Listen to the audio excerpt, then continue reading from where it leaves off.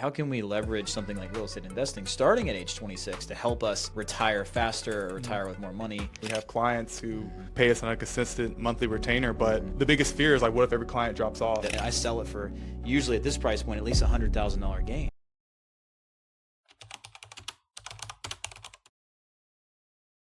So imagine if you did save up 20% of a down payment on an investment property, 25%, and you go buy a house that's $250,000, and you have a mortgage that, let's say, is $1,500, $1,600 now because the interest rates are high, and then you go rent it out for, let's say, $1,800 a month. That's only $300. So you actually had to pay like 50 grand down, plus have all the risk of carrying the property and having to pay the payment even if someone's not renting it to make a $300 a month return, right? So that's where it's just the math doesn't work that way. You know, there's a lot of people out there who teach creative financing and how to get into deals with no money down and be able to use other people's money, OPM, to get it. And there's faster ways to do it. But when someone's getting into it from the very beginning, I want to go back to something else that you said. You said, you know, maybe buy 1 to 3 properties in the next couple of years, or maybe 1 per year. So there's another way you could do it, right? When you buy an investment property and you buy it as an investment, you have to put a larger down payment down.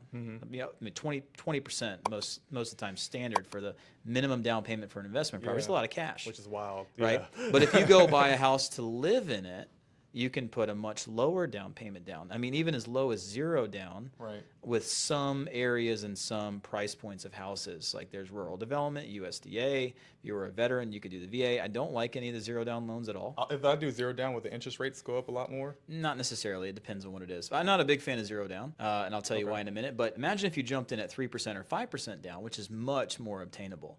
Is it easier to save 3% of 250 or 5% of 250 or 20% of 250? I mean, easily 3 to 5%. Yeah. So imagine what we do is the 1-year rule. You can actually buy a house, live in it as an owner occupant. That's the language around this: owner investor, owner occupant.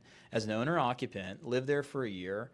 Then you could rent it out and then buy a new one. And you can do that every year. And what you're doing is you're lowering the barrier to entry, where you're not paying a big 20% down every time you buy the property, but instead you're getting in at that 3 or 5% down. And that allows the barrier to entry to buy the property to be much lower, right? So every year, if you did that, yes, you would be moving every year to a new house. And that's part of the game, but that's called the 1-year rule. And you can do that. And that's one way that people who don't have a lot of cash, who want to get into real estate investing, that's how a lot of them do it. So I'm doing it right now. I'm sitting in this house right now. You saw I'm actually working on the kitchen, and every 3 years I end up taking the house that I've been living in. I've been fixing it up over 3 years, enjoying it. I sell it for, usually at this price point, at least $100,000 gain every 3 years, and I move up to something different, right? And it's not a pain in the butt to move that much. Maybe it is, but we don't look at it that way. It's our investment strategy. This is how we make more money. So all I would need to do, essentially starting off with, like, you become an owner occupant, you live there for 1 year. So buy your first house to live in it. Yeah. After a year, you literally can rent the house out you live in and buy a new one. So my first goal then, because you know we're running an agency, my first goal just to be able to get, like, quoting you, like a surge of income in order to be able to get the cash to be able to, like, have a down payment to be able to get the first house. What would your first step be if you were in my shoes? So let's let's use some average numbers. They don't have to be accurate or anything. But let's say you were making $7,000 a month, right? Making $7 grand a month, and you want to buy a house that's $250,000. Interest rates are high right now, obviously. The first thing you got to do, especially when you like own an agency, is you got to be qualified to buy a house, right? So if you go talk to a mortgage officer, if you're doing traditional financing, by the way, there's all these creative people out there, but traditional financing, they're going to want you to qualify for a house. So maybe you need to be self-employed over 2 years of tax returns filed as a self-employed person before you can qualify to even get a traditional mortgage. So the first step is to get qualified and being fully aware of what it takes to be qualified, talking to a mortgage officer, mortgage broker, mortgage banker, and saying, what do I need to do for my specific situation to be able to qualify for a traditional mortgage? That's step 1. Step 2, when I do qualify, what type of down payments do I need to be preparing for and saving up to pay to be able to buy the house? And what's my affordability index? You know, based off how much money I have, my DTI, debt to income ratio, how much money can I afford monthly payment wise that you'll actually give me a loan for?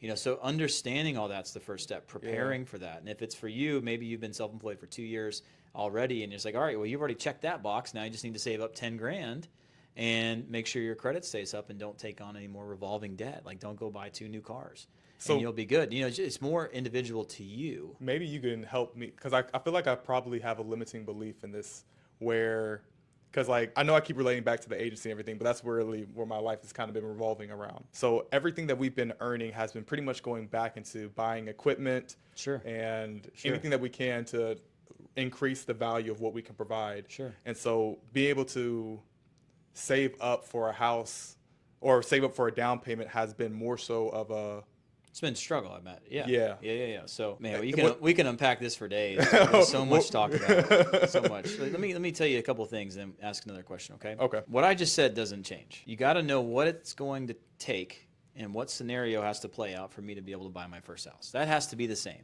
Right. And then you have to make decisions every day that change the way that you're doing things that are going to lead you towards it, right? Mm-hmm. So if you knew that I've got a year and a half to save up $15,000 to buy my house, I need to make sure that my credit stays at a certain point, and I'm just waiting a year and a half so I can file my second tax return as a self-employed person. Mm-hmm. I need my taxes to show to the IRS that I made this much money or I'm not going to qualify. You're making decisions based off that information, getting you prepared to buy a house. Forget about everything else for a minute. It's more of understanding, and over this 18-month period, that I need to save up $15,000. I need to make sure I'm not getting in unnecessary debt, and I need to make sure that on paper I'm not writing off too many deductions where I'm not showing any money at the end of the year, because no one's going to lend me any money to buy a house. Okay. That's first. You got to be able to understand what you need to get to make decisions to get there. The next step would be, if you're having trouble coming up with the ability to save 15 grand, if I said that you have 18 months to save 15 grand, you got to save about $875 a month. Yeah. Right. So there's two things to do, right? That's a lot of money. Yeah. Well, it could be. Yeah, I'm about to say. What if you focused on earning another $3,000 a month? What if most of your energy and focus beyond your normal business didn't focus on saving $875, but earning another $3,000? Right. Could you carve out $875 a month and put it away? Yeah. Sure. So instead of just figuring out like how to spend less money so I can save $875, if everything I'm making also goes back into my business or paying my living expenses, why don't you focus that same energy on making more? What if you had one more client that paid you $3,000 a month? Yeah. And then the other part of this is just willpower and discipline. You have to be disciplined and have to say, no matter what, it's called pay yourself first. You got to pay yourself every month. You've got to pay yourself and put something away. Because at the end of the day, do you want to work for 5 years and look back and still have nothing?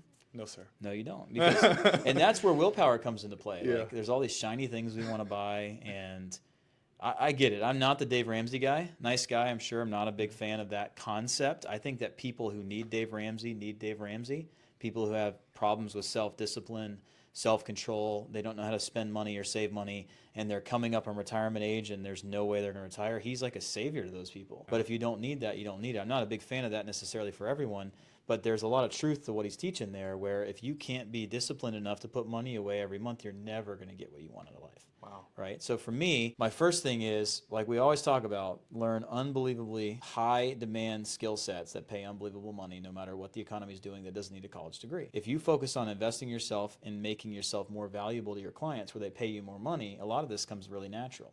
Instead of trying to scrounge and save $875 a month, I'm just going to make an extra $10,000 a month and save $3,000 a month. Interesting. That's a better mindset. So how do you feel about like high demand skills? I know the typical ones are digital marketing, venture capitalist.